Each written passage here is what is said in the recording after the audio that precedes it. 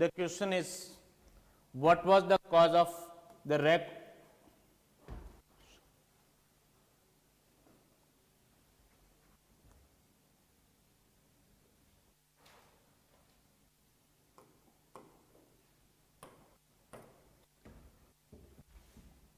Yes, the question is, what was the cause of the wreck of a ship?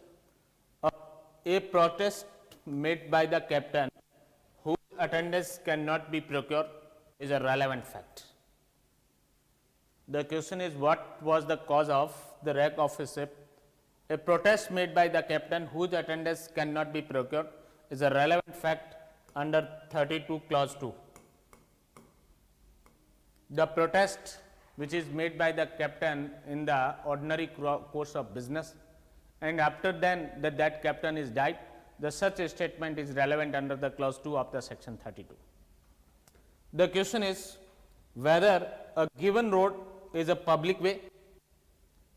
A statement by a deceased headman of the village that the road was public is a relevant fact under section 32 clause 4 of the Evidence Act, because there is the existence of the public right is in existence, and the statement of the headman of the village, sarpanch of the village, is relevant under the clause 4 of the section 32, and that statement is made by the concerned person before the controversy was arise, and after making the such a statement he died, cannot be found incapable of the giving evidence, etc.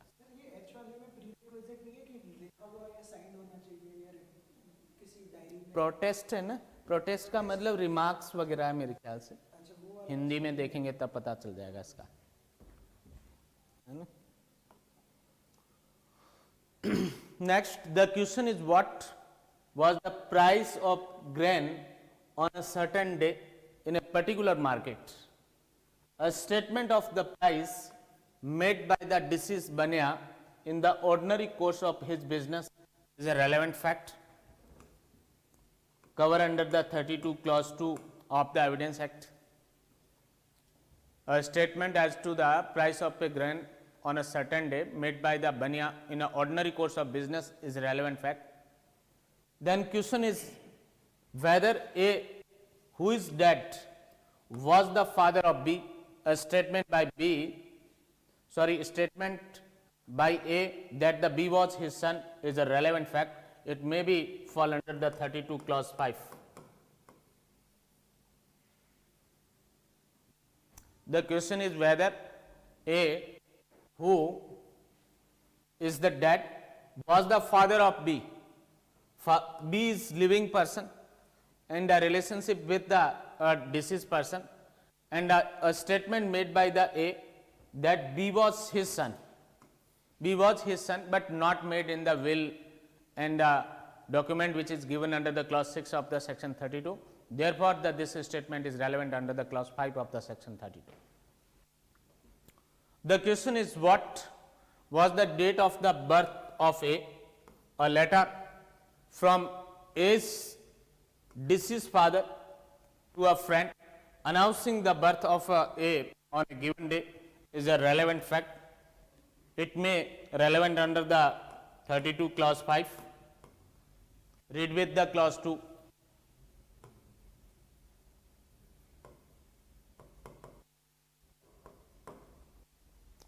The question is whether and when A and B were married. Any entry in memorandum book, an entry in a memorandum book by C, the deceased father of the B, of his daughter's marriage with A on a given date, it is relevant fact. It may be fall under the 32 clause 6. Then A sues B for a libel expressed in a painted caricature exposed in a shop window. The question is as to the similarity of the caricature and its libellous character. The remarks of the crowd of the spectators on these points may be read under 32 clause 8 of the Evidence Act. Subsection first of the section 32, which is concerned to the dying declaration, based on the Latin maxims upon which nemo moritus prosemutor mentire. What is the meaning of this Latin maxim? No one at the point of the death is presumed to lie. No one at the point of the death is presumed to lie. A man will not meet his maker with a lie in his mouth. कुल मिला के इसका सार यही है कि मरते समय कोई व्यक्ति झूठ नहीं बोलता है या झूठी जबान से कोई व्यक्ति मरना नहीं चाहता है. अंत समय में वो आदमी सत्य बोलता है या सत्य बोलने की अवधारणा की जाती है. यही बेसिस है इस 32 के क्लॉज फर्स्ट का. पाकला नारायण स्वामी versus emperor 1939 PV Council. What was held by the PV Council in respect of the dying declaration?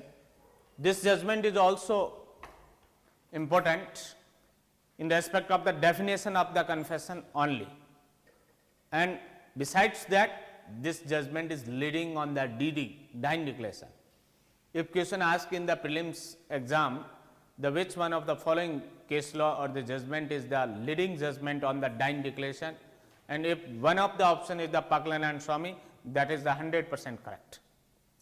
What was held by the honorable courts, honorable PV Council in Paklan and Swami case? Court held that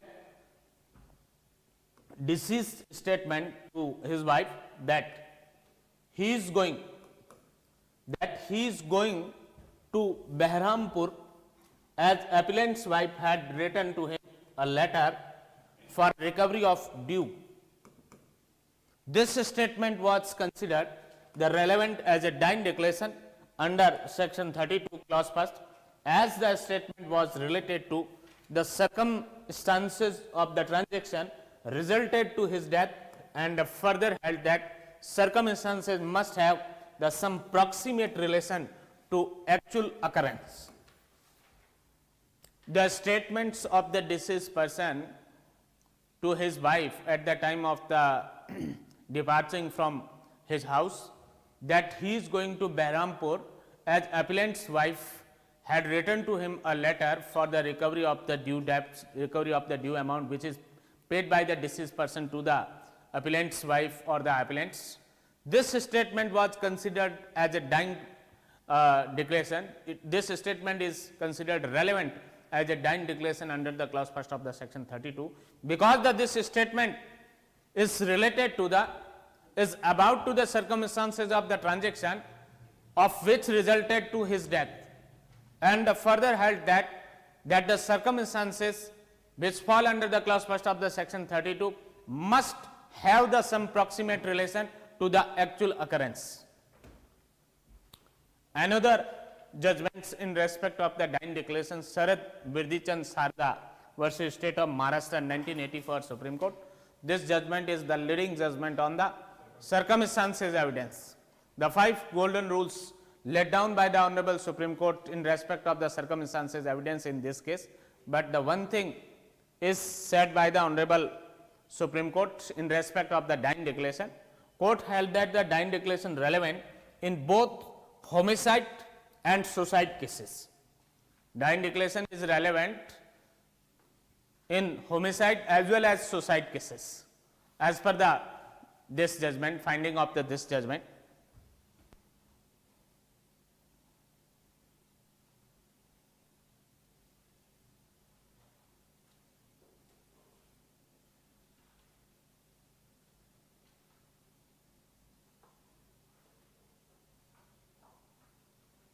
ये रश्मि नाम की 2 ID किसकी है? एक तो रश्मि कौशिक है और दूसरे रश्मि किसकी आईडी?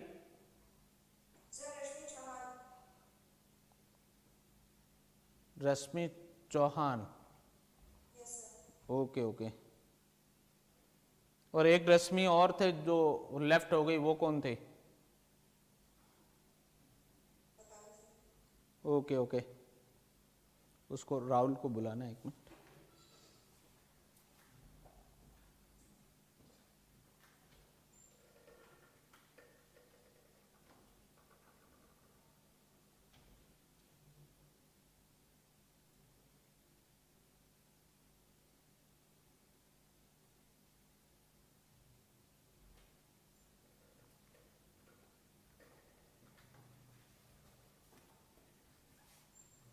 राहुल उसको इनेबल को कैंसिल कर दें ना,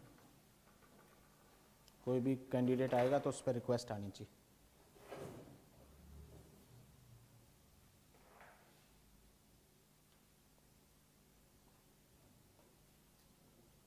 Yes. In Sharad Birdichan Sarda versus State of Maharashtra 1984 Supreme Court judgment could held that the Dine declaration is relevant in suicide as well as homicide cases. Then the Rashid Beg versus State of MP 1974 Supreme Court judgment. Rashid Beg versus State of MP 1974 judgment. All the judgments we will discuss in this class are important for the prelims as well as mains, and the certain judgments may be important for the interview. Rashid Beg versus State of MP 1974 Supreme Court. What was held by the Honorable Supreme Court in this judgment? Where the two contradictory Dine declarations made may not be sole basis of the conviction unless the corroborated by the other evidence of trustworthy witness. Where the Dine declaration is the suspicious, indirectly we can say that where the Dine declaration is the suspicious, it should not be acted upon without the corroborative evidence.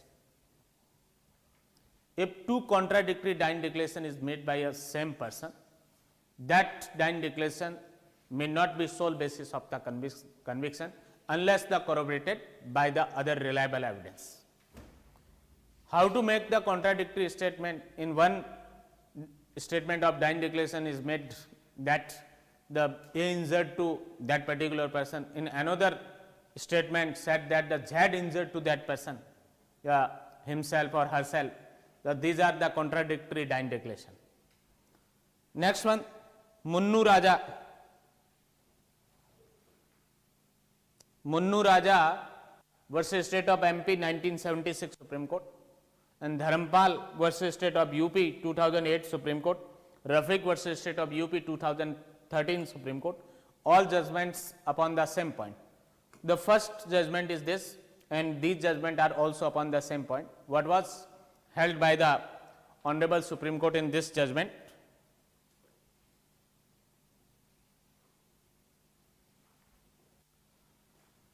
Deceased himself dictated FIR to police and same was read over to him and put his thumb impression. FIR to be admissible as Dine declaration under the section 32 clause first.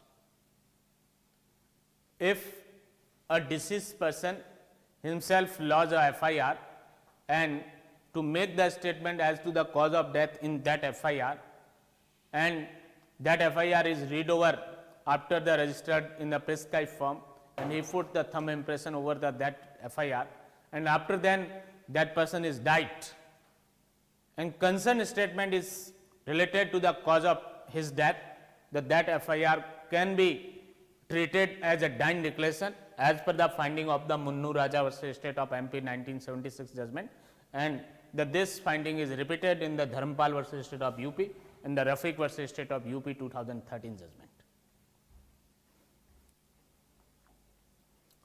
Next, for example, an injured person went to the police station himself and lodged the first information report at the police station, and thereafter A died due to the injuries recorded in the first information report. Such FIR is considered as a Dine declaration. Then Maksudan versus State of UP 1983 Supreme Court. Maksudan versus State of UP 1983 Supreme Court judgment. Statement relating to the cause of death and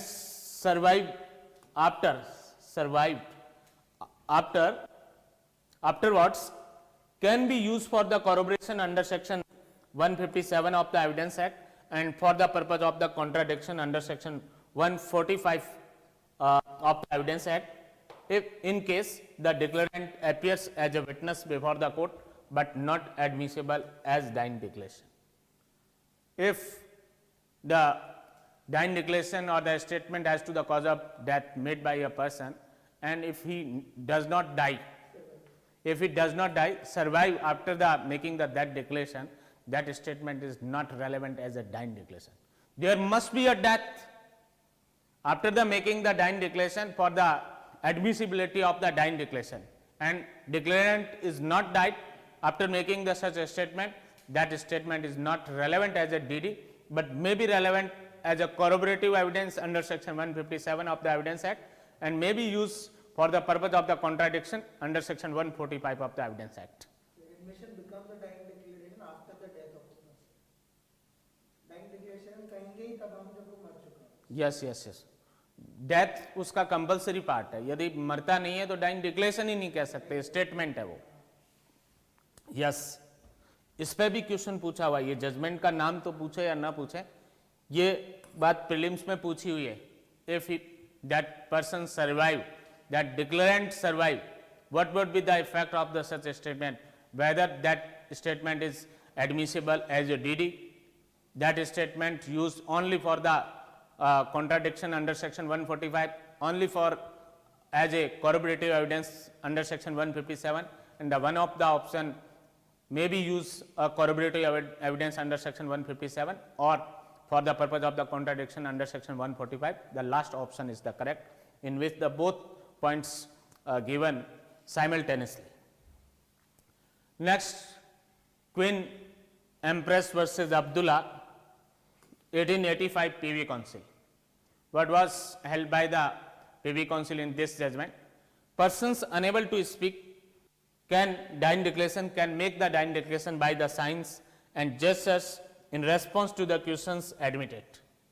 A person who is unable to speak, he can make the dying declaration by the sign or gestures, and that may be relevant, that may be considered the relevant under the clause first of the section 32 of the Evidence Act.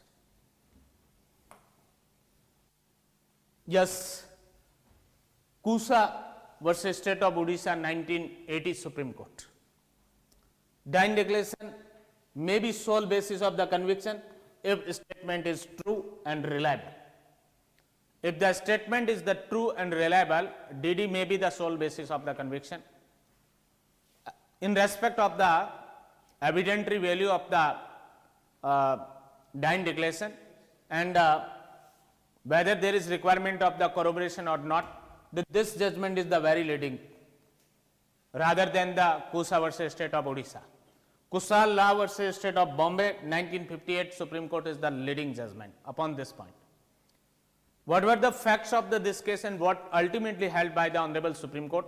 4 dying declaration made same in multiple instances before the doctor, sub-inspector, before the magistrate and individual, held that it is not absolute rule of the law that the dying declaration must be corroborated by the other evidence before it can be acted upon. Conviction was upheld in this case. The crux of this judgment is that if the multiple dying declaration is made by the same person before the doctor, sub-inspector, magistrate or individual, and same statement was made before these authorities or the person, then the DD which considered the true and reliable may be sole basis of the conviction. It is not the absolute rule of the law where the corroboration is required before the acting upon on the basis of the DD. नहीं हो, बात same ही हो, same statement दिया गया हो, doctor को भी वही बताया, सब इंस्पेक्टर को भी वही बताया उसने, मजिस्ट्रेट को भी वही बात बताई, किसी प्राइवेट पर्सन को भी यही बात बताई कि सेम पर्सन ने उस पर अटैक किया था. तो ऐसी कंडीशन में ये जो डाइंग डिक्लेरेशन है ये ट्रू एंड रिलायबल है और केवल इसके बेसिस पे कन्विक्शन हो सकती है, उसकी कॉरोबोरेशन या संपुष्टि किया जाना ऐसा कोई विधि का नियम नहीं है. There is no absolute rule of the law, the corroboration is required, the such type of the true and the reliable DD. Next one, Srimati Paniben versus State of Gujarat 1992 Supreme Court. Issue the wide guideline in respect of the dying declaration in this case. What principles laid down by the Honorable Supreme Court in the Paniben versus State of Gujarat 1992 Supreme Court judgment? The principles governing the dying declaration, which could be some up as under the first principle in respect of the DD. There is neither rule of the law nor of the prudence that the dying declaration cannot be acted upon without the corroboration. ये judgement आप notes में से काट लें क्योंकि इनको अपन ने अलग भी पढ़ लिया, इसे बार बार पढ़ के कंफ्यूज होंगे आप. There is neither rule of law nor of the prudence that the dying declaration cannot be acted upon without the corroboration. ये मुन्नू राजा ही नहीं, अभी जो लास्ट जजमेंट पढ़ा था कुशाल राव, वो भी इसी पॉइंट पे है. Next principle, if the court is satisfied that the dying declaration is true and voluntary, it can be basis of the conviction. It can base the conviction on it without the corroboration. इसमें भी ये judgement वाला portion जो है इसको आप हटा दें. Next one, this court has to scrutinize the dying declaration carefully and must ensure that the declaration is not the result of a torturing, prompting or the imagination, and the deceased had opportunity to observe and identify the assailants and was in a fit state to make the declaration. Next one, where the dying declaration is suspicious, it should not be acted upon without corroborative evidence. Next one, where the deceased was unconscious and could never make any dying declaration, the evidence with regard to it is to be rejected. Next principle, a dying declaration which suffers from the infirmity cannot form the basis of the conviction. Merely because of a dying declaration does not contain the details as to the occurrence, it is not to be rejected. It should be admitted by the concerned court. Then equally, in last point, the point number 7, merely because it is a brief statement, it is not discarded. On the contrary, the shortness of the statement itself guarantees the truth, itself proof of the truth. Next principle, normally the court, in order to satisfy whether the deceased was in a fit mental condition to make the dying declaration, look up to the medical opinion. But where the eyewitness has said that the deceased was in a fit and conscious state to make this dying declaration, the medical opinion cannot be prevail over the testimony of the eyewitness. The testimony of the eyewitness shall prevail over the medical opinion. Next one, next and last principle, where the prosecution version differs from the version as given in dying declaration, the said dying declaration cannot be acted upon. Upon that dying declaration cannot be make the conviction as per the last principle, the 10th principle laid down in the Paniben versus State of Gujarat. In the light of the above principles, we will consider the 3 dying declaration in the instance case, in the said case, in Paniben case. We will ascertain the truth with reference to the all dying declaration made by the deceased by Kanta. That this court, ये इसके बाद वाला जो points है इनको पढ़ने की आवश्यकता नहीं. तो these are the 10 principles laid down by the Honorable Supreme Court in the Paniben versus State of Gujarat, which must consider, which must apply to admissibility of the dying declaration, to acted upon the dying declaration or not. Next one, Preethi Chand versus State of HP, 1989 Supreme Court.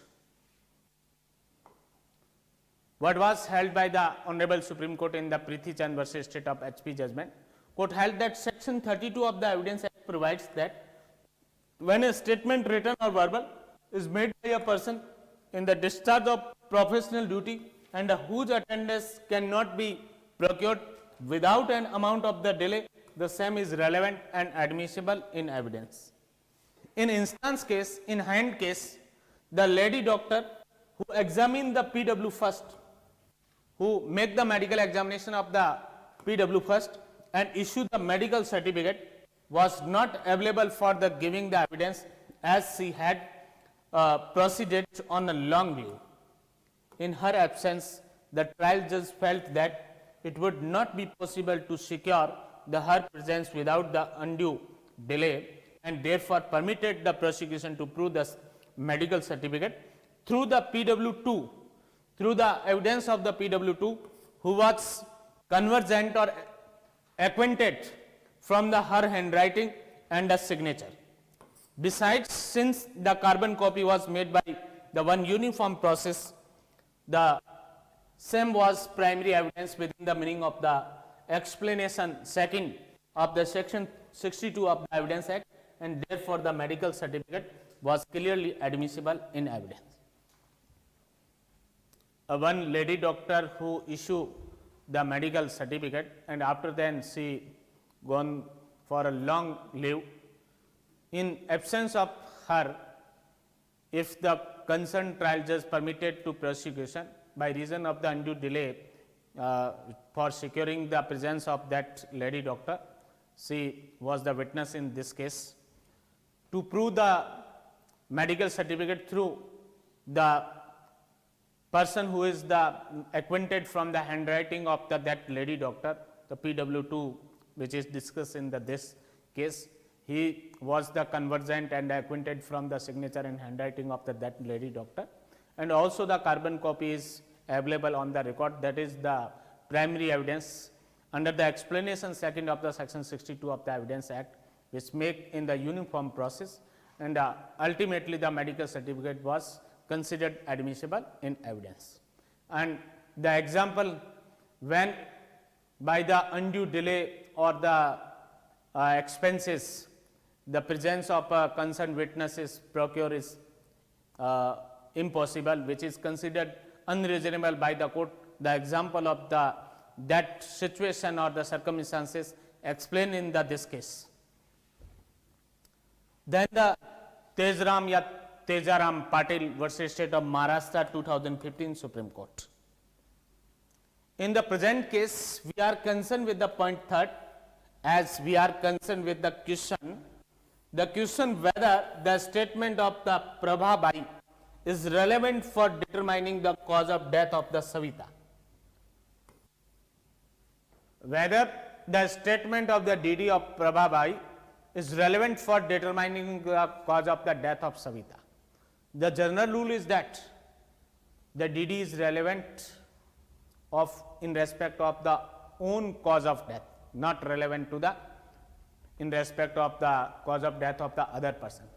But the exceptional situation which is discussed in this case, in other words, when the charges of the murder of Savita, whether the cause of the death of Prabha Bai, which is integral part of the incident, can also to be held to be in question. On a plain reading, the statement is admissible about the cause of death or circumstances of the transaction which resulted in the death of the person making the statement. Question is what happens when the two deaths have taken place in the same transaction? What happens when the two deaths have taken place in the same transaction and circumstances of the transaction resulting in the one death is closely interconnected with the other's death? Admittedly, the DD of the Prabha Bai is admissible as to the cause of her death as well as the circumstances of the transaction which resulted in her death. Such statement may not by itself be admissible to determine the cause of death of anyone other than the person making the statement. This is the general principle.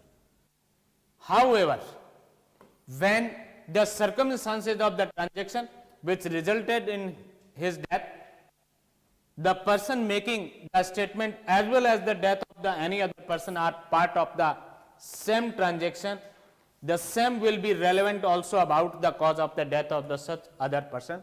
This is the exception of that general rule. But sir इसको dying declaration भी कहेंगे पर relevant है. नहीं, dying declaration. तो dying declaration के अंदर ही relevant है. Yes. In the present case, the statement of the pouring of kerosene on the Savita, intervention by the Prabha Bai in the process, and her receiving the burn injuries resulting her death are integral part of the same transaction. Thus, the statement which related to the circumstances of the transaction resulting in her death being admissible, it can be relied upon to show as to how the death of the Savita took place. How the death of the Savita took place. The said statement is also corroborated by the admission of the accused himself to the extent that the death of the Savita was by burning and the deceased Prabhabai received the burn injuries in the same incident. Though the version of the accused that it was suicide case, the same has been rightly found to be false. Court held that the deed made by the Prabhabai was admissible as to the circumstances of the transaction, which included the circumstances of the pouring of kerosene and lighting of the fire by the accused, resulting in death of the deceased. The crux of this judgment is that if the two or more deaths took place in the same transaction, and if the dying declaration is made by the anyone of the deceased involved in that transaction, that dying declaration is relevant as to the cause of his or her death, as well as to the cause of the death of the other person which took place in the same incident.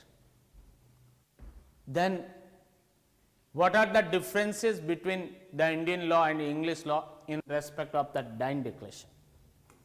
What are the differences between the Indian law and the English law in respect of the dying declaration? This question may be asked in the main exam and may be asked in the interview. Expectation of the death is not necessary in in Indian law, whereas it is necessary in English law. Expectation of the death at the time of the making the statement, it is not necessary in India, in Indian law, whereas it is necessary in English law. Another difference, in Indian law, dying declaration is relevant in the both civil and criminal cases, both civil and criminal proceedings, whereas in English law, it is relevant only in criminal matters. It is the second difference between the dying declaration in Indian law or in English law. Third one, in Indian law, declarant must be died, whereas in the English law, death of the declarant is not necessary, only the expectation of the death is necessary. In India, for the admissibility of the dying declaration, declarant must be died, whereas in England, there is not necessary to death of the declarant. What required? Expectation of the death at the time of the making the declaration or statement is necessary in English law. In Indian law, dying declaration is relevant in both homicide and suicide cases, whereas in English law only relevant in the homicide cases. These are the four basic difference between the Indian law and English law in respect of the dying declaration. Hindi में जहाँ तक अपन ने कल की class में देख लिया था, वहीं से आगे देखेंगे अपन.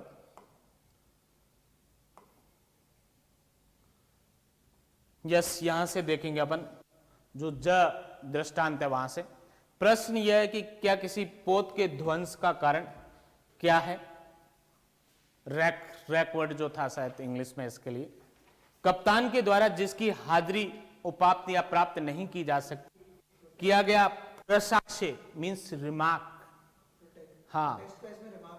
Remarks, making the remarks by the captain are relevant facts. उसके द्वारा किए गए जो रिमार्क्स है या प्रोटेस्ट है, प्रसाक्ष्य है, वो है वो सुसंगत है कि उसके है वो ध्वस्त होने का कारण है वो क्या है और किस रूप में वो रेलेवेंट है. वो 32 के क्लॉज 2 के अंतर्गत है वो रेलेवेंट है, ऑर्डिनरी कोर्स ऑफ बिजनेस में किए गए स्टेटमेंट के रूप में. प्रश्न यह है कि क्या अमुक सड़क लोक मार्ग है, अमुक रोड है वो पब्लिक रोड है, या अमुक रास्ता जो है वो पब्लिक रास्ता है, क्या लोक रास्ता है. ग्राम के मृत ग्रामीणी ग्रामीण नहीं, ग्रामणी। ग्रामणी का मतलब यहां हेडमैन से है, सरपंच की तरह है। गांव के मृत ग्रामणी ए के द्वारा किया गया कथन की वो सड़क लोक मार्ग है, ये सुसंगत है सेक्शन 32 के क्लॉज 4 के अंतर्गत। धारा 32 के खंड 4 के अंतर्गत जो है वो हेडमैन ऑफ द जो विलेज है, यदि उस पब्लिक वे का या पब्लिक रोड का एग्जिस्टेंस होता तो वो ऑब्वियसली है वो अवेयर होता, और डिस्प्यूट अराइज होने से पहले का उसका हेडमैन या ग्रामणी का स्टेटमेंट है, तो ये सेक्शन 32 के क्लॉज 4 के अंदर है वो फॉलो होगा। पब्लिक रोड है या नहीं, ये क्या है, ये पब्लिक राइट के एग्जिस्टेंस से रिलेटेड क्वेश्चन है, लोक अधिकार के अस्तित्व से संबंधित प्रश्न है। प्रश्न यह है कि क्या विशिष्ट बाजार में अमुक दिन अनाज की कीमत क्या थी। एक मृत बनिए के द्वारा अपने कारोबार के मामूली अनुक्रम में किया गया कीमत का जो कथन है वो सुसंगत है, ये 32 के क्लॉज 2 के अंतर्गत रेलेवेंट है। कारोबार के सामान्य अनुक्रम में एक या वो बनिए के द्वारा अपनी चौपड़ी में या बही खाता के अंदर जो किया गया कथन है उस दिन की अनाज की कीमत के बारे में, और उसके बाद उस बनिए की मृत्यु हो जाए और ऐसा डिस्प्यूट आता है, तो वो जो उस बही को है वो साक्ष्य में पेश किया जा सकता है, और ये 32(2) के अंतर्गत है वो सुसंगत होगी। प्रश्न ये कि क्या ए जो मर चुका है बी का पिता था। ए के द्वारा किया गया कथन कि बी उसका पुत्र है, ये सुसंगत तथ्य है। मेरी राय में यह धारा 32 के खंड 5 के अंतर्गत सुसंगत है, क्योंकि ये जो किया गया कथन न वसीयत में, न विलेख में, न टॉम्बस्टोन, पिटग्री एटसेट्रा में, इसलिए ये वो कथन 32(5) के अंतर्गत सुसंगत है। प्रश्न यह है कि ए के जन्म की तारीख क्या है। ए के मृत पिता के द्वारा किसी मित्र को लिखा हुआ पत्र जिसमें यह बताया गया कि ए का जन्म अमुक दिन हुआ था, यह सुसंगत तथ्य है, यह 32(5)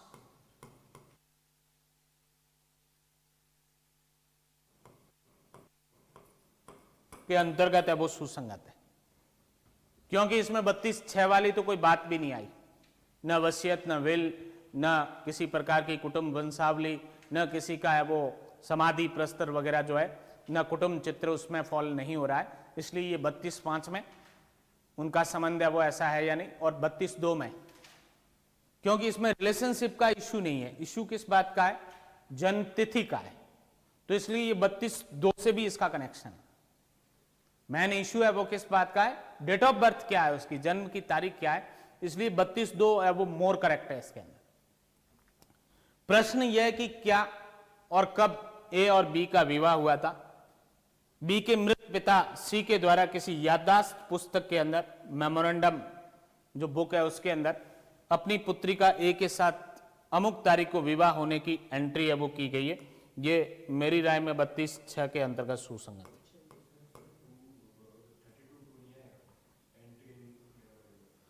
नहीं, वो मेमोरेंडम रिलेशनशिप को लेके, संबंध जो है उसको लेके, तो मुझे लगता है कि जो 32(6) में देख रखा है ना कि अन्य चीजों पर जैसा हाँ ऐसा होता है, तो ऐसी कंडीशन में 32(6) मोर करेक्ट है। रीड विथ आप है वो देख सकते हैं 32 क्लॉज 2 भी, बट 32(6) है वो मोर करेक्ट है।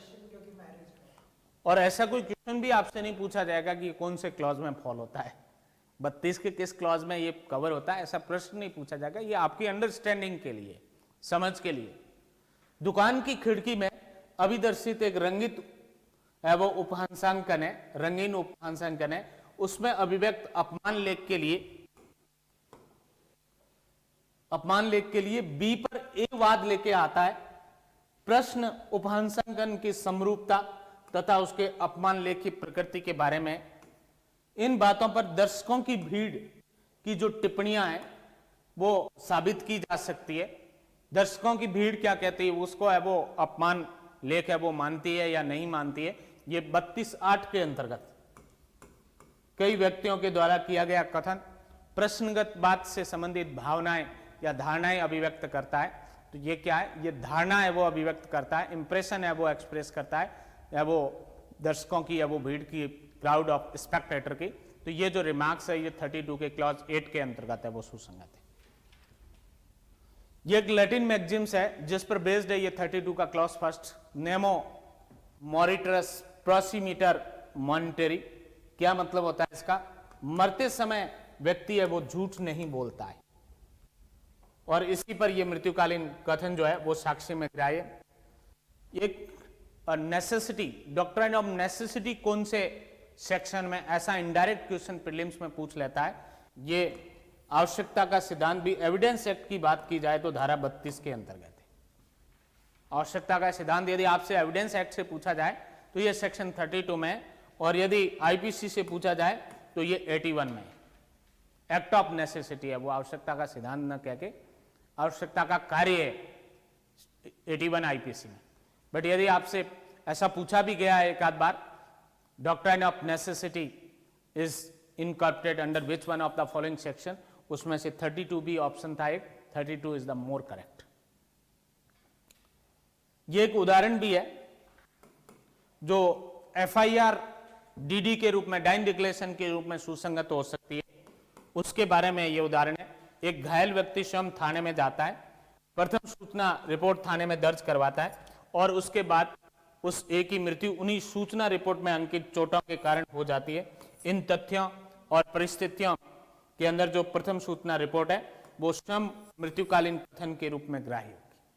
जो उसने एफआईआर में बताया अपने शरीर के प्रति है वो चोटें कारित होने के बारे में, और जो सूचना उसने वो दी है, और उसके बाद यदि डेथ हो जाती है और मृत्यु के कारण के संदर्भ में जो कुछ भी कथन थे उस एफआईआर में, वो एफआईआर डीडी के रूप में कंसीडर्ड हो सकती है, वो मृत्युकालीन कथन के रूप में वो उसको सुसंगत माना जा सकता है। ऐसा एक जजमेंट में अपन ने पढ़ा था, क्या नाम था उसका, मुन्नू राजा, मुन्नू राजा वर्सेस स्टेट ऑफ एमपी, और उसके बाद के दो जजमेंट और भी थे, एक धर्मपाल और एक रफीक वाला भी। मेन जो जजमेंट, पहला जजमेंट था जिसमें ये लेट डाउन, उसका नाम क्या है, मुन्नू राजा। पाकला स्वामी बनाम एम्परर 1939 पीवी काउंसिल, ये मृत्युकालीन कथन के संदर्भ में लीडिंग जजमेंट है, निर्देशकवाद है, अग्र निर्णय है। यदि प्रीलिम्स के एग्जाम के अंदर ऐसा क्वेश्चन आता है कि निम्नलिखित में से कौन सा निर्णय मृत्युकालीन कथन के संदर्भ में निर्देशकवाद है, लीडिंग केस लॉ है, और उसमें ऑप्शन यदि आपको पाकलान एंड स्वामी वर्सेस एम्परर मिल जाता है, मोर करेक्ट होगा ये, पाकलान एंड स्वामी बनाम एम्परर। क्या अभी निर्धारित किया गया इस जजमेंट के अंदर, नटसेल के अंदर, ये जो स्टेटमेंट था उसका, मृतक का अपने घर से रवाना होने से पहले स्वामी की पत्नी ने मुझे पैसे लेने के लिए बहरामपुर बुलाया है, इस कथन को मृत्युकालीन कथन के रूप में वो सुसंगत माना गया, क्योंकि ये संव्यवहार की उस परिस्थितियों से संबंधित है ये कथन जिसके परिणाम स्वरूप उसकी मृत्यु हुई है। डायरेक्ट इसमें मृत्यु के कारण के संदर्भ में कथन नहीं है, ये संव्यवहार की परिस्थितियों का कथन है, जिसके कॉन्सिक्वेंस में उसकी डेथ हुई है, जिसके रिजल्ट के रूप में उसकी डेथ हुई है। इस स्टेटमेंट को धारा 32 के क्लॉज फर्स्ट के अंतर्गत मृत्युकालीन कथन के रूप में सुसंगत माना गया, क्योंकि यह उस परिस्थितियों का वर्णन करता है जिसके फलस्वरूप उसकी मृत्यु कारित हुई है। और एक बात और भी कही गई इस जजमेंट के अंदर कि वो जो परिस्थितियां हैं, परिस्थितियां जो है, जो बताई गई है, उन परिस्थितियों का वास्तविक घटना या मृत्यु से, वास्तविक घटना से निकट संबंध होना चाहिए, प्रॉक्सिमेट वो रिलेशनशिप होनी चाहिए।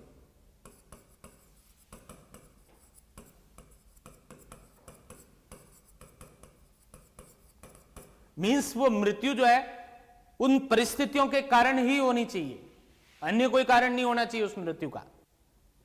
दूसरा जो इंपॉर्टेंट जजमेंट है रशीद बेगम बनाम स्टेट ऑफ एमपी, ये 1974 का है ना, देखना उसमें इंग्लिश वाले में क्या ईयर दे रखा है।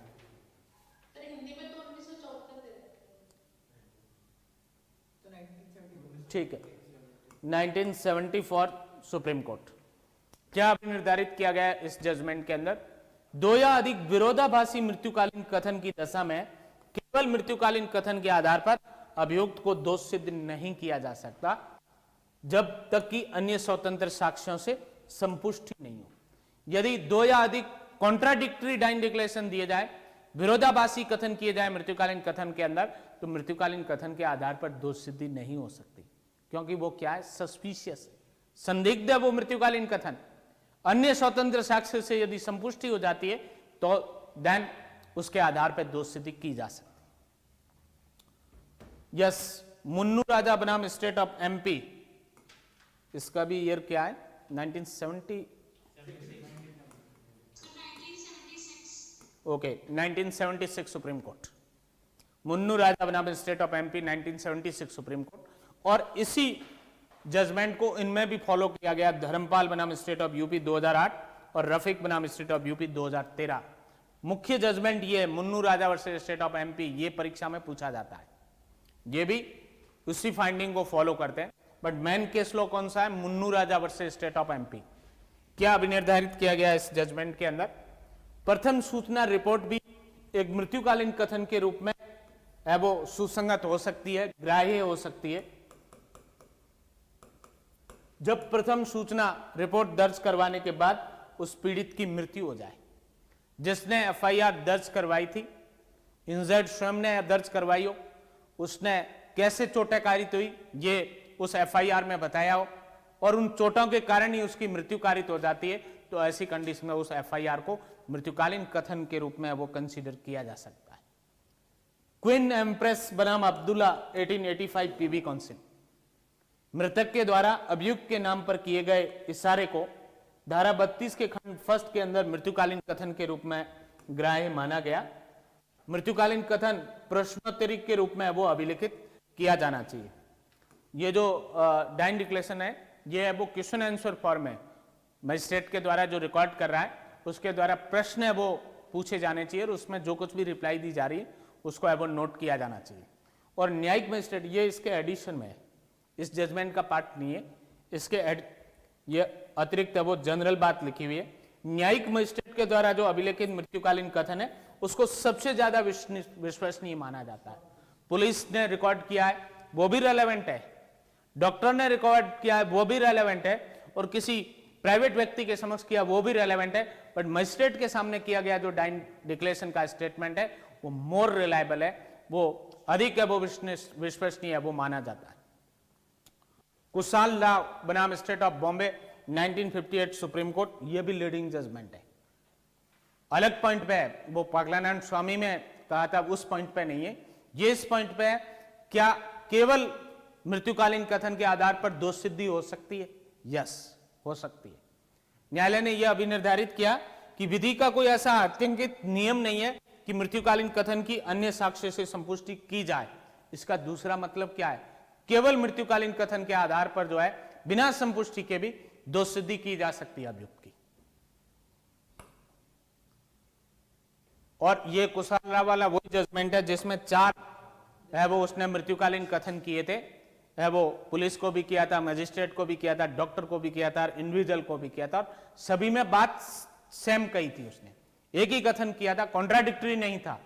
तो उस कथन को जो है वो कंसीडर किया गया कि केवल इसके बेसिस पे वो कन्विक्शन की जा सकती है। ऐसा कोई लॉ का रूल नहीं है कि डीडी की हमेशा है वो कॉरपोरेशन हो। डीडी में be a sole basis of the conviction of the accused, it is the crux of this case law. हाँ, बस must be true and reliable, सत्य होनी चाहिए और विश्वसनीय होनी चाहिए। ये इस जजमेंट में रिपीट भी हुआ है। कूसा बनाम state of Orissa 1966 supreme court, केवल मृत्युकालीन कथन के आधार पर अभियुक्त की दोष सिद्धि की जा सकती है, बशर्ते कि कथन कैसा होना चाहिए? सत्य और विश्वसनीय हो। वो मृत्युकालीन कथन सत्य हो और विश्वसनीय हो तो केवल डीडी के आधार पर, केवल मृत्युकालीन कथन के आधार पर अभियुक्त की दोष सिद्धि की जा सकती है। इसका मतलब क्या हुआ? डीडी सारवान साक्ष्य है। क्या है? मृत्युकालीन कथन जो है वो क्या है? सारवान साक्ष्य है, सब्सटेंटिव पीस ऑफ एविडेंस है।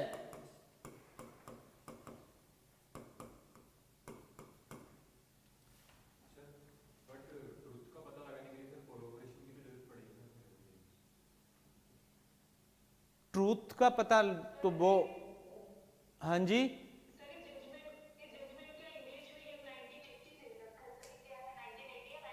1980 ही होना चाहिए, हिंदी वर्जन में गड़बड़ होने की संभावना है।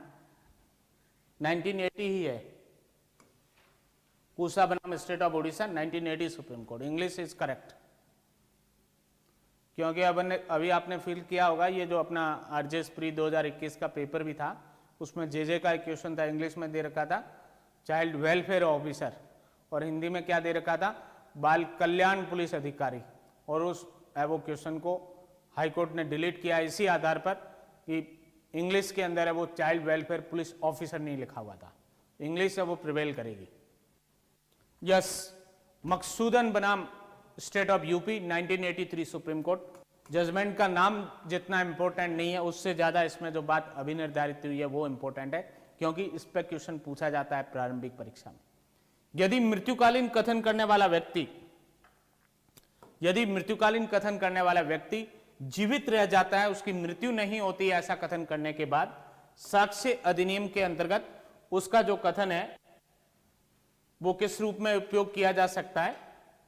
साक्ष्य की संपुष्टि साक्ष्य के रूप में धारा 157 में, इसमें सही नहीं लिखा हुआ है, किस रूप में है वो उपयोग किया जा सकता है? धारा 157 के अंतर्गत संपुष्टिक साक्ष्य के रूप में, संपुष्टिक साक्ष्य के रूप में, या धारा 145 में, धारा 145 के अंतर्गत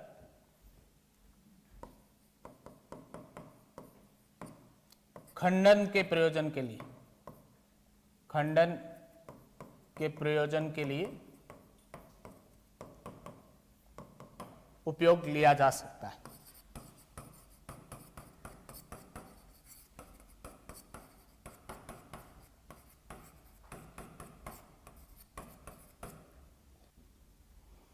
उसका डीडी का प्रभाव खत्म हो जाएगा यदि वो बच गया, तो वो जीवित रह जाता है यदि घोषणा करता, तो उसके बाद वो मृत्युकालीन कथन के रूप में साक्ष्य में ग्राह्य नहीं होगा।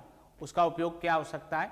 उसको धारा 157 साक्ष्य अधिनियम के अंतर्गत संपुष्टि के प्रयोजन के लिए या संपुष्टिक साक्ष्य के रूप में उपयोग लिया जा सकता है, या धारा 145 के अंतर्गत जब वो विटनेस के रूप में कोर्ट में सामने आएगा तो उसका खंडन करने के पर्पज के लिए, कॉन्ट्राडिक्शन के पर्पज के लिए उपयोग लिया जा सकता है। ये दो पर्पज है उस कथन के, यदि घोषणाकर्ता जीवित रह जाता है या उसकी मृत्यु नहीं होती है। पाणीबेन बनाम गुजरात राज्य 1992 सुप्रीम कोर्ट, इसमें मृत्युकालीन कथन के संदर्भ में विस्तृत मार्गदर्शक सिद्धांत है वो प्रतिपादित किए सर्वोच्च न्यायालय ने। और क्या सिद्धांत प्रतिपादित किए? 10 सिद्धांत टोटल प्रतिपादित किए। सारे इससे पहले के जो जजमेंट्स आपने पढ़े उन सब का क्रक्स एक साथ बता दिया। पहला प्रिंसिपल यह बताया कि न तो विधि का नियम है और न प्रज्ञा का नियम है या विवेक का नियम है। प्रूडेंस का मतलब जो है प्रज्ञा या विवेक कह सकते हो आप। न तो विधि का नियम है न प्रज्ञा या वो विवेक का नियम है कि मृत्युकालीन कथन की संपुष्टि किए बिना उस पर कार्रवाई नहीं की जा सकती। इट मींस केवल मृत्युकालीन कथन के आधार पर दोष सिद्धि की जा सकती है, उसकी संपुष्टि आवश्यक नहीं। सर कोरॉपरेशन वहां तक करेंगे कि ये ट्रू है या रिलायबल? हाँ, नहीं, सस्पिशियस है तो नहीं कि उसके वो तो ट्रू एंड रिलायबिलिटी तो साबित होगी, उसके बाद एडमिसिबिलिटी बनेगी।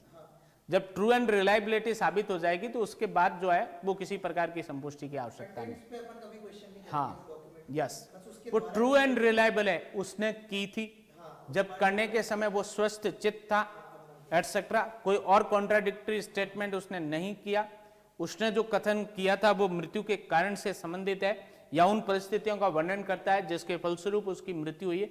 जो 32A के टेस्ट है उनको सबको देखेंगे हम, बट दूसरी किसी एविडेंस को कॉर्पोरेशन के लिए आवश्यकता नहीं है। तो हाँ, केवल इसके आधार पर है वो दोष सिद्धि की जा सकती है। यदि न्यायालय संतुष्ट हो जाता है कि मृत्युकालीन कथन सत्य और विश्वसनीय है तो केवल इसके आधार पर दोष सिद्धि है वो की जा सकती है। मृत्युकालीन कथन का सावधानी पूर्वक परीक्षण किया जाना चाहिए और यह सुनिश्चित करना होगा कि मृत्युकालीन कथन यातना, प्रोत्साहन या कल्पना का परिणाम नहीं होना चाहिए। मृतक के पास हमलावर का अवलोकन करने या हमलावर को देखने और पहचानने का अवसर था और वो मृत्युकालीन कथन करने के लिए उपयुक्त फिट स्थिति में भी था, फिट पोजीशन में भी था। यह भी है वो देखना होगा कोर्ट को उस परीक्षण के अंदर। जहां मृत्युकालीन कथन संदिग्ध हो तो वहां संपुष्टि के बिना उसके आधार पर दोष सिद्धि नहीं की जा सकती, उसके आधार पर है वो एक्शन नहीं है वो लिया जा सकता।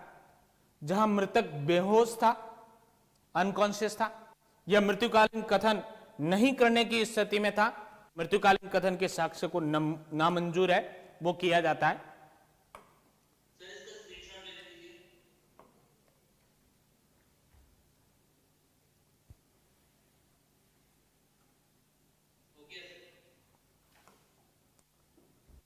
मृत्युकालीन कथन करने वाला व्यक्ति अंग शिथिली से ग्रस्त था, दोष सिद्धि का आधार है वो नहीं हो सकता ऐसे व्यक्ति का, वो भी मेंटली फिट नहीं माना जाएगा।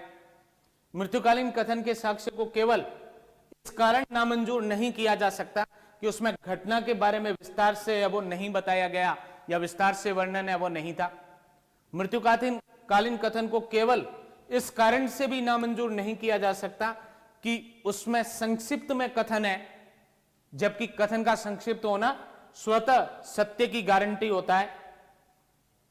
सामान्यतः न्यायालय मृतक का मृत्युकालीन कथन करने के लिए उपयुक्त मानसिक दशा में होने के बारे में चिकित्सीय राय को है वो देखता है, लेकिन जब प्रत्यक्षदर्शी साक्षी ये कहता है कि मृतक मृत्युकालीन कथन करने के लिए फिट था, उपयुक्त था और कॉन्शियस था, वो चेतन स्थिति में वो था, तब चिकित्सीय राय है वो अधिभावी नहीं होगी।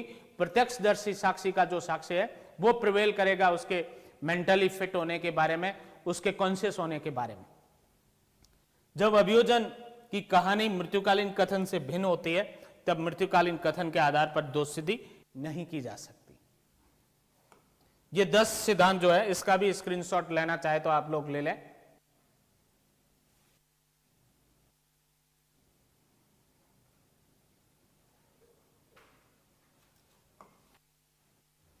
ये 10 सिद्धांत जो है इस मामले में प्रतिपादित किए गए और उपरोक्त सिद्धांतों के प्रकाश में यह अभिनिर्धारित किया जाता है कि इस मामले में किए गए 3 मृत्युकालीन कथन सत्य होने और मृतका बाई कांता द्वारा है वो किए जाने होने से स्वीकार किए जाते हैं। इसमें भी 3 मृत्युकालीन कथन थे, एक ही है वो व्यक्ति के द्वारा जो डिसीज बाई कांता थी उसके द्वारा, उसको है वो ट्रू होने से है वो उसको विश्वसनीय है वो माना गया, उनको साक्ष्य में स्वीकार किया गया, ग्राही बनाया गया। नेक्स्ट, पृथ्वी चंद बनाम state of HP 1989 supreme court. क्या अभिनिर्धारित किया गया इस पृथ्वी चंद बनाम हिमाचल प्रदेश राज्य 1989 है वो सुप्रीम कोर्ट के जजमेंट के अंदर यह अभिनिर्धारित किया गया कि धारा 32 में यह प्रावधान है कि जब कोई कथन मौखिक या लिखित जो किसी व्यक्ति के द्वारा वृत्तिक कर्तव्यों के निर्वहन करते हुए किया गया हो और जिसकी उपस्थिति अत्यधिक विलंब के बिना प्राप्त नहीं की जा सकती, ऐसा कथन स्वयंभेव सुसंगत और साक्ष्य में ग्राह्य है।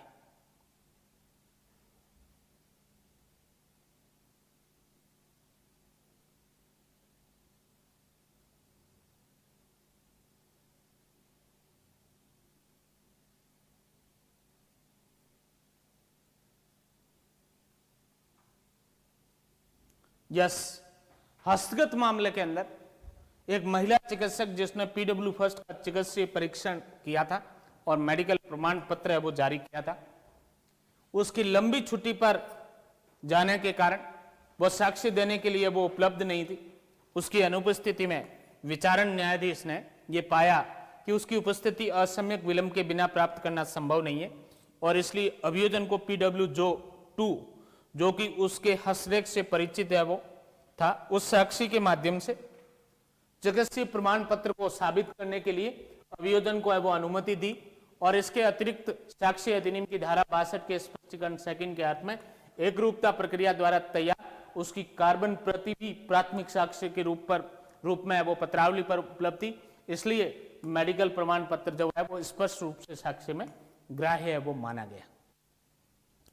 नेक्स्ट, तेजराम या तेजाराम पाटिल बनाम state of Maharashtra 2015 supreme court. वर्तमान मामले में यह प्रश्न था या प्रश्नगत था, क्या सविता की मृत्यु के कारण को अवधारित करने के लिए प्रभाबाई यह भी मृतक थी और उसी इंसिडेंट के अंदर थी, उसके कथन क्या सुसंगत है? एक ही घटना के अंदर 2 महिलाओं की है वो मृत्यु हुई है और एक महिला ने मरने से पहले वो कथन दिया था, क्या उस कथन को दूसरी महिला के भी मृत्यु के कारण के संदर्भ में वो सुसंगत माना जा सकता है? ये प्रश्न था या क्वेश्चन था इस केस लॉ के अंदर। अन्य शब्दों में, जब सविता की हत्या के आरोप में क्या प्रभाबाई की मृत्यु का कारण, जो कि उसी घटना का अभिन्न भाग होने से प्रश्नगत माना जा सकता है, सरलता से पढ़ने पर, प्लेन रीडिंग से, धारा 32 के क्लॉज फर्स्ट को मृत्यु के कारण के बारे में या उस संव्यवहार की परिस्थितियों के बारे में कथन जिसके परिणाम स्वरूप कथनकर्ता की मृत्यु हुई है, वो साक्ष्य में ग्राह्य है। यह प्रश्न है कि उस दशा में क्या होगा जब दो मृत्यु एक ही संव्यवहार के दौरान हुई हो और संव्यवहार की परिस्थितियां जिसके दौरान एक व्यक्ति की मृत्यु हुई है दूसरे व्यक्ति की मृत्यु के साथ निकट रूप से एक दूसरे से संबंधित है। ऐसी स्थिति में क्या होगा? स्वीकार्य रूप से, एडमिटली, प्रभाबाई का जो मृत्युकालीन कथन है उसकी मृत्यु के कारण और उस संव्यवहार की परिस्थितियां जिसके परिणाम स्वरूप उसकी मृत्यु हुई है साक्ष्य में ग्राह्य है ही, इस पर तो कोई डाउट ही नहीं है। ऐसा कथन करने वाले व्यक्ति से भिन्न व्यक्ति की मृत्यु के कारण को अवधारित करने में स्वतः ग्राह्य नहीं हो जाता है। बट कब ग्राह्य हो सकता है? ये इसकी बाद वाली स्थिति, ये हालांकि के बाद जो लिखा हुआ है ये जो है वो इंपॉर्टेंट है। जब संव्यवहार की परिस्थितियां जिनके परिणाम स्वरूप कथनकर्ता की और अन्य व्यक्ति की मृत्यु एक ही संव्यवहार के भाग के रूप में हुई है तो वह मृत्युकालीन कथन अन्य व्यक्ति की मृत्यु के कारण के बारे में भी सुसंगत होगा। हस्तगत मामले में सविता पर केरोसिन डाले जाने का कथन, उस दौरान प्रभाबाई के द्वारा बीच बचाव किया जाना और उसके द्वारा आग से है वो क्षतियां प्राप्त करना या उसको है वो चोटें कारित होना जिसके परिणाम स्वरूप उसकी मृत्यु हुई है, एक ही संव्यवहार के अभिन्न भाग है ये सारे है वो स्टेटमेंट या सारे है जो कथन। इसलिए उस संव्यवहार की परिस्थितियां जिसके परिणाम स्वरूप उसकी मृत्यु हुई है उसके बारे में किया गया कथन जो है वो साक्ष्य में ग्राह्य है। सविता की मृत्यु कैसे हुई इसको दर्शित करने वाला कथन होने के कारण उस प्रभाबाई का दिया गया जो मृत्युकालीन कथन है उस सविता की मृत्यु को तय करने के बारे में मृत्यु के कारण के संबंध में भी साक्ष्य में ग्राह्य है। उस मृत्युकालीन कथन की संपुष्टि अभियुक्त द्वारा की गई स्वीकृति से भी होती है। उसने एडमिट भी किया, अभियुक्त ने कुछ किया, सविता की मृत्यु जलने के द्वारा हुई है यह एडमिट किया है उसने। मृतका प्रभाबाई को उसी घटना के दौरान है वो आग से या जलने के द्वारा क्षतियां कारित हुई इस बात को भी एडमिट किया है। तो इस प्रभाबाई का मृत्युकालीन कथन का जो है वो संपुष्टि अभियुक्त के द्वारा की गई स्वीकृति के कथन से भी होती है। अभियुक्त का यह तर्क कि यह आत्महत्या का मामला है यह मिथ्या पाया गया, इस केस के अंदर फॉल्स है वो पाया गया और न्यायालय ने अल्टीमेटली यह अभी निर्धारित किया कि प्रभाबाई के द्वारा किया गया मृत्युकालीन कथन संव्यवहार की परिस्थितियां जिसमें केरोसिन डालने की परिस्थिति, अभियुक्त के द्वारा आग लगाए जाने की परिस्थिति जिसके परिणाम स्वरूप सविता की मृत्यु हुई है साक्ष्य में ग्राह्य, एडमिसिबल है। सामान्य नियम क्या है? स्वयं की मृत्यु के कारण के संबंध में किया गया कथन मृत्युकालीन कथन के रूप में वो ग्राह्य है। जिसकी मृत्यु हुई है उसी ने अपनी मृत्यु से पहले मृत्यु के कारण के संदर्भ में कोई कथन किया है तो वो रेलेवेंट है, वो एडमिसिबल है एविडेंस में। बट ये एक्सेप्शनल सर्कमस्टांसेस है जहां एक ही इंसिडेंट के द्वारा दो या अधिक व्यक्तियों की मृत्यु हुई है और उनमें से किसी एक ने स्वयं की मृत्यु के कारण के बारे में भी और उस अन्य व्यक्ति की मृत्यु के कारण के बारे में कोई कथन किया है। अपवादित परिस्थिति में उस एक व्यक्ति के द्वारा दिया गया मृत्युकालीन कथन स्वयं के मृत्यु के संबंध में भी और उस अन्य व्यक्ति के मृत्यु के कारण के संबंध में भी धारा 32 के क्लॉज फर्स्ट के अंतर्गत सुसंगत है, साक्ष्य में ग्राह्य है। मृत्युकालीन कथन के संदर्भ में भारतीय विधि और अंग्रेजी विधि के बीच में क्या अंतर है? ये हो सकता है मेंस में पूछ ले आपसे, नहीं भी पूछे तो इंटरव्यू में पूछा जा सकता है। कोई यदि एविडेंस का एक्सपर्ट आ गया तो वो पूछ सकता है आपसे, वो भी नहीं पूछे इसके बेसिस पे कोई प्रीलिम्स में क्वेश्चन आ सकता है। भारतीय विधि और अंग्रेजी विधि के बीच मृत्युकालीन के कथन के संबंध में कौन सा स्टेटमेंट करेक्ट है या इनकरेक्ट है, ऐसा कोई क्वेश्चन आ सकता है। कहीं पे भी नहीं पूछा जाए। कल आप टीचर बनेंगे, कोई प्रोफेसर एटसेट्रा कॉलेज में या यूनिवर्सिटी के अंदर जो है जो LLM कर रहे हैं, जिन्होंने नेट सेट कर दिया, जो PhD कर रहे हैं, पढ़ाने के लिए तो कम से कम काम आएगा, ये आएगा कि इनको है वो सब्जेक्ट पर है वो इनकी बहुत अच्छी पकड़ है। यस, क्या अंतर है? बेसिकली 4 अंतर है। भारतीय विधि के अंतर्गत जो है वो मृत्यु की प्रत्याशंका आवश्यक नहीं है। किस समय? मृत्युकालीन कथन करने के समय। मृत्युकालीन कथन करने के समय मृत्यु की आशंका होना भारतीय विधि के अंतर्गत आवश्यक नहीं है, क्योंकि 32(1) के अंदर दे रखा है चाहे मृत्यु की आशंका थी या नहीं, दोनों परिस्थितियों में सुसंगत है। जबकि अंग्रेजी विधि के अंतर्गत यह आवश्यक है। जिस समय वो मृत्युकालीन कथन दे रहा है, मृत्यु के कारण के संबंध में कथन दे रहा है, उस समय उसको मृत्यु की आशंका होना अंग्रेजी विधि के अंतर्गत है, वो आवश्यक है। भारतीय विधि में मृत्युकालीन कथन सिविल और आपराधिक दोनों प्रकार की कार्रवाइयों के अंदर सुसंगत है, जबकि अंग्रेजी विधि के अंतर्गत या इंग्लैंड के अंदर जो है यह केवल आपराधिक मामलों में सुसंगत है। थर्ड डिफरेंस, भारतीय विधि के अंतर्गत घोषणाकर्ता की मृत्यु होना आवश्यक है। यदि मृत्यु नहीं होगी तो वो डीडी के रूप में रेलेवेंट ही नहीं होगा, वो कॉरोबोरेटिव एविडेंस के रूप में हो सकता है या कॉन्ट्राडिक्शन के पर्पज के लिए यूज किया जा सकता है, as per the Maksudan versus state of UP 1983 supreme court judgment. जबकि अंग्रेजी विधि के अंतर्गत घोषणाकर्ता की मृत्यु होना आवश्यक नहीं है।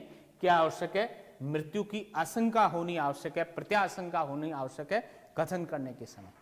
और वन मोर जो डिफरेंस है, भारतीय विधि के अंतर्गत मृत्युकालीन कथन मानववध और आत्महत्या दोनों मामलों के अंदर या दोनों प्रकार के मामलों में सुसंगत है, जबकि अंग्रेजी विधि में केवल होमिसाइड मानववध के मामलों में सुसंगत है। सुसाइड के जो केसेस है, आत्महत्या के केस है, उसमें सुसंगत नहीं है। भारतीय विधि में ये दोनों केसेस के अंदर सुसंगत है। ऐसा आपने Sharad Vriddhichand Sharda versus state of Maharashtra 1984 supreme court के जजमेंट में पढ़ा है। पढ़ लिया अपन ने कि ये सुसाइड और होमिसाइड दोनों केसेस के अंदर डीडी है वो इंडिया के अंदर है वो रेलेवेंट है। तो ये सारे वो इंपॉर्टेंट जजमेंट है डाइन डिक्लेरेशन के संदर्भ में। ये मोस्टली जो इंटरप्रिटेशन जितना भी आपने पढ़ा है ये डीडी के संदर्भ में था। एवरी जजमेंट इंपॉर्टेंट है जो डिस्कस किया गया ये, और उसकी फाइंडिंग भी मेरी नजर में इंपॉर्टेंट है। ये सब रूटीन में एग्जाम्स के अंदर पूछे जाने वाले क्वेश्चंस है, जिन केस लॉ से कनेक्ट करके क्वेश्चन पूछे जाते हैं या भविष्य में भी पूछे जा सकते हैं। Next section 33, relevancy of the certain evidence for proving in subsequent proceeding the truth of the facts therein stated. Evidence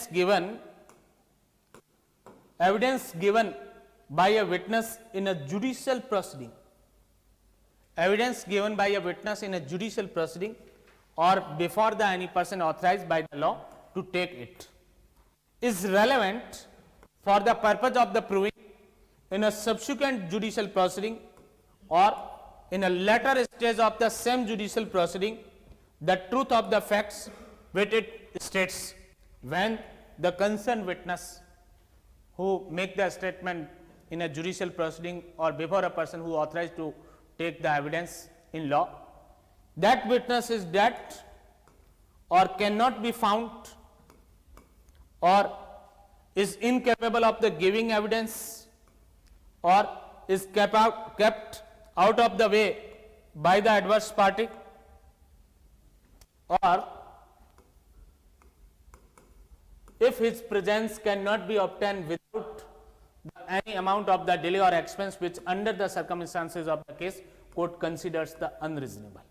Under these 5 circumstances, the statement made by a witness during a judicial proceeding or before a person who authorized to take that evidence in law, and after making the such statement, if he died, cannot be found, incapable of the giving evidence, kept away by the adverse party, and his presence cannot be ensured unless the unreasonable delay or expenses are relevant under section 33 in a subsequent proceeding or later stage of the same proceeding if fulfill the condition given under the proviso of the section 33.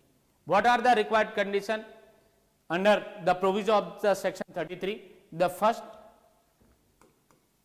the proceeding was between the same parties or their representative in interest.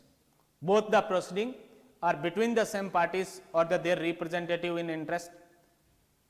Second condition, that the adverse party in the first proceeding had the right and opportunity of the cross examination, and the third one, that the question in issues were substantially the same. The questions in dispute were substantially in same in the first as in the second proceeding in both proceedings.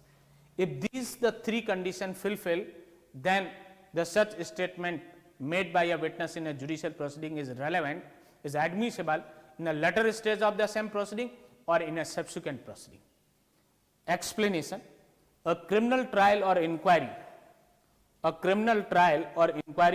shall be deemed to be a proceeding between the prosecutor and the accused within the meaning of the section 33.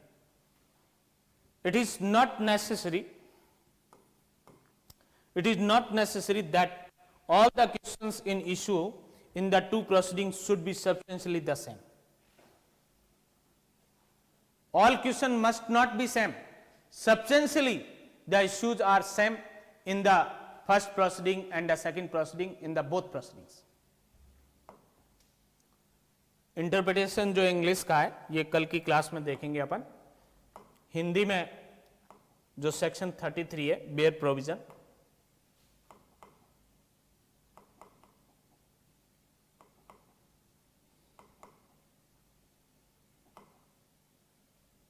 क्या हुआ, लिया भी नहीं है हिंदी में, कोई बात नहीं, ओरल पढ़ लेंगे पूर्व ज्ञान के आधार पर. धारा जो 33 है इसमें ऐसा प्रावधान है जो अपन ने 32 में हेडिंग पढ़ी थी, ऐसे है वो व्यक्तियों के कथन की सुसंगति जिनको साक्षी के रूप में न्यायालय में नहीं बुलाया जा सकता. क्यों नहीं बुलाया जा रहा है? या तो भगवान को प्यारे हो गए वो, या वो मिल ही नहीं सकते, या साक्ष्य देने में असमर्थ हो गए, लकवा हो गया, या अन्यथा इस तरीके की किसी बीमारी से ग्रस्त हो गए कि वो नहीं आ सकते विटनेस के रूप में विटनेस बॉक्स में, और जिनकी उपस्थिति बहुत सारा समय और बहुत सारा धन खर्च करके प्राप्त की जा सकती है और जिसको न्यायालय अयुक्तियुक्त समझता है. बट एक फिफ्थ पॉइंट सेक्शन 33 में और है, क्या? विरोधी पक्षकार ने उस विटनेस को न्यायालय की पहुंच से बाहर कर दिया है. तो ये 5 प्रकार की स्थिति के अंदर है कोई विटनेस, और ऐसी स्थिति में होने से पहले उसने किसी न्यायिक कार्रवाई में कोई कथन दिया था या किसी व्यक्ति के समक्ष दिया था जो विधि के अंतर्गत साक्ष्य लेने के लिए प्राधिकर्ता लाइक कमिश्नर एटसेट्रा, और ऐसा कथन देने के बाद इन 5 में से कोई एक परिस्थिति है, उसका कथन उसी न्यायिक कार्रवाई के पश्चातवर्ती स्टेज पर या पश्चातवर्ती कार्रवाई के अंदर है वो सुसंगत होगा, साक्ष्य के रूप में रेलेवेंट होगा, यदि धारा 33 के परंतु में दी गई जो 3 शर्तें हैं वो पूर्ण हो जाती है. वो कौन सी शर्तें? पहली शर्त, पक्षकार जो है वो वही होने चाहिए दोनों कार्रवाइयों के अंतर्गत, वही होने चाहिए या उनके हित प्रतिनिधियों के बीच है वो कार्रवाई होनी चाहिए. दूसरा पॉइंट बहुत इंपॉर्टेंट है, पूर्ववर्ती कार्रवाई के अंदर या पूर्ववर्ती स्टेज पर विरोधी पक्षकार के पास उस विटनेस का परीक्षा करने का अधिकार और अवसर होना चाहिए. जिस विटनेस का कथन है वो धारा 33 के अंतर्गत सुसंगत है, उसकी क्रॉस एग्जामिनेशन करने का राइट एंड अपॉर्चुनिटी दोनों होनी चाहिए. और तीसरी जो कंडीशन है, दोनों कार्रवाइयों के अंदर सार्थक विवादक है वो समान होने चाहिए, सब्सटेंशियली सेम होने चाहिए, ऑल सेम होने आवश्यक नहीं है. यदि ये तीनों कंडीशन पूर्ण हो जाती है तो उस साक्षी का जो कथन है, उस विटनेस का जो स्टेटमेंट है वो उसी कार्रवाई के पश्चातवर्ती प्रकरण पर या पश्चातवर्ती कार्रवाई जो उन्हीं पक्षकारों के बीच है और सार्थक उन्हीं विवादकों के संबंध में वो कथन है वो सुसंगत हो सकता है. जो विटनेस ऐसा कथन देने के बाद उसकी मृत्यु हो गई, ट्रायल में दोबारा उसकी है वो एविडेंस रिकॉर्ड करने से पहले या सब्सिक्वेंट मैटर में उसकी एविडेंस रिकॉर्ड करने से पहले या वो मिल नहीं सकता या वो साक्ष्य देने में असमर्थ हो गया या विरोधी पक्षकार ने उसको न्यायालय की पहुंच से है वो बाहर कर दिया या उसकी बहुत सारा धन और समय खर्च करके है वो उपस्थिति है वो सुनिश्चित की जा सकती है जिसको न्यायालय अयुक्तियुक्त समझता है. इसमें से कोई भी एक है वो कंडीशन कंप्लीट हो रही है तो ऐसी कंडीशन में उस मृत साक्षी के द्वारा पूर्व न्यायिक कार्रवाई के अंदर दिया गया कथन पश्चातवर्ती कार्रवाई के अंतर्गत भी सुसंगत है. इंटरप्रिटेशन रही जहां तक बात, एक स्पष्टीकरण भी दे रखा है 33 के अंतर्गत. आपराधिक कार्रवाई जो है वो अभियोजन और अभियुक्त के बीच में धारा 33 के पर्पस के लिए वो कार्रवाई मानी जाएगी. क्रिमिनल जो प्रोसीडिंग है उसके अंदर जो है वो प्रोसिक्यूटर और अक्यूज के बीच में है वो कार्रवाई है वो मानी जाएगी धारा 33 के पर्पस के लिए। मैं समझता हूँ आज के लिए इतना ही काफ़ी है आप लोगों के लिए। किसी भी प्रकार का मोस्ट रीजनेबल डाउट हो, आप लोगों का जो कुछ भी अपन ने सेक्शन 32 में जो इंटरप्रिटेशन में केस लॉज पढ़े और इलस्ट्रेशन जो बचे हुए थे उनको भी अब वो डिस्कस किया उनके बारे में, या 33 का जो बेयर प्रोविज़न जो था सेक्शन के अंदर और प्रोविजो और एक्सप्लेनेशन में, इसको लेके किसी प्रकार का मोस्ट रीजनेबल डाउट हो आपका ऑफलाइन स्टूडेंट्स का तो आप लोग बताएं। सर एक तो 32 का मुझे थोड़ा 4th और 7th में थोड़ा कंफ्यूजन है कि इनका थोड़ा सेम है। देखो 7th के अंदर पब्लिक राइट भी हो सकता है, प्राइवेट राइट भी हो सकता है, समझ गए बात को आप। और क्लॉज 4 के अंदर जो मैंडेटरी रूप से पब्लिक राइट या पब्लिक कस्टम या जनरल इंटरेस्ट का मैटर होगा।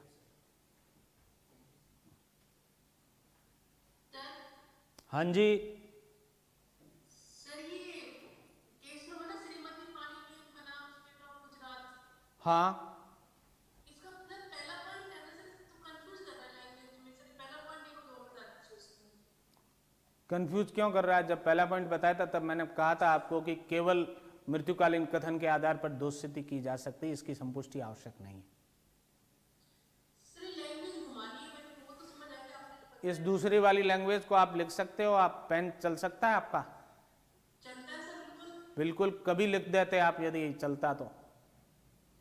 और अभी भी नोट कर लो आप जो मैंने बोला है इसको। जी सर बिल्कुल। सर लैंग्वेज कंफ्यूज कर रही थी इसलिए मैंने कहा। सॉल्यूशन बता दिया फिर भी आप शिकायत कर रहे हो। Sorry sir. इजी कर दो आप लैंग्वेज को, हालांकि जो लैंग्वेज यूज ली गई वो भी करेक्ट है। अब बेरेक्ट की लैंग्वेज करेक्ट है, आप शिकायत करोगे क्या पार्लियामेंट और लेजिस्लेचर से कि साहब इतना टफ क्यों बनाया ये नेगेटिव लैंग्वेज के अंदर इस लॉ को, इस एसआर को ऐसा क्यों बनाया आपने, ऐसा टीपीए को ऐसा नेगेटिव लैंग्वेज में क्यों बनाया? आपकी शिकायत कोई सुनने वाला नहीं है। मैं तो फिर भी सुन रहा हूँ आपकी शिकायत को और सॉल्यूशन दे रहा हूँ कि आप इजी तरीके से इसको देख लो, इस तरीके से कि केवल मृत्युकालीन कथन के आधार पर दोष सिद्धि हो सकती है, संपुष्टि उसकी करना आवश्यक नहीं है। Hello sir. हाँ जी, sir please can you explain the crux of Preeti Chand case versus Preeti Singh case is basically how, in what circumstances the presence or appearance of the witness not be procured without the unreasonable delay or expenses. That situation is explained in that case. 30 And instead of the evidence of that witness by any way, by other way, that fact may be proved, like call a witness who is acquainted from the signature and handwriting of the concerned lady doctor, and also producing the carbon copy of that medical certificate. भाई किस तरीके से एक हाजिरी किसी है वो साक्षी की हाजिरी कोर्ट में है वो प्राप्त नहीं की जा सकती, बहुत सारा धन और बहुत सारा समय खर्च करके प्राप्त, वो परिस्थिति क्या हो सकती है? उस परिस्थिति को समझाया गया है। यदि एक डॉक्टर जो जिसने मेडिकल सर्टिफिकेट जारी किया और उसके बाद वो 6 महीने की छुट्टी पे चली गई, प्रेग्नेंट एटसेट्रा थी और ऐसी कंडीशन में अब उसको बुलाया जाना ही संभव नहीं है कोर्ट के अंदर, और यदि बुलाया जाए तो बहुत सारा पैसा खर्च हो, बहुत सारा समय है वो खत्म होने, 6 महीने तक वेट करो उसका। तो ऐसी कंडीशन में जो है जो जिस तथ्य के संदर्भ में उसकी है वो एविडेंस थी, उसको किसी दूसरी एविडेंस से भी है वो साबित किया जा सकता है। हाँ जी, 33 का पार्ट हो सकता है ये केस, कौन सा? जो भी 33 हम पढ़ रहे थे कि मरी नहीं है, वो जिंदा थी और उसने जुडिशियल प्रोसीडिंग के अंदर स्टेटमेंट दिया हो ऐसा जरूरी नहीं है, हो सकता है वो मेडिकल सर्टिफिकेट उसका इन्वेस्टिगेशन के स्टेज पर ही शामिल किया हो। नहीं सर इसमें भी मरने 30 का पोजीशन थोड़ी है 33 में। बट न्यायिक कार्रवाई के अंदर दिया, इन्वेस्टिगेशन के दौरान दिया गया तो वो तो 33 में फॉल ही नहीं होगा, वो नॉन जुडिशियल प्रोसीडिंग है।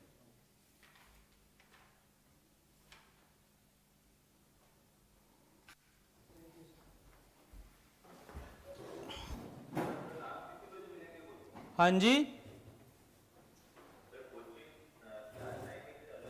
सुबह 8 बजे से लेके और शाम को 5 बजे के बीच कभी भी आ सकते हो आप। हाँ, कोचिंग उसके बाद भी खुला रहता है, बट आपको ऑफिस स्टाफ वगैरह नहीं मिलता है, इसलिए 5 बजे से पहले पधारने का कष्ट करें।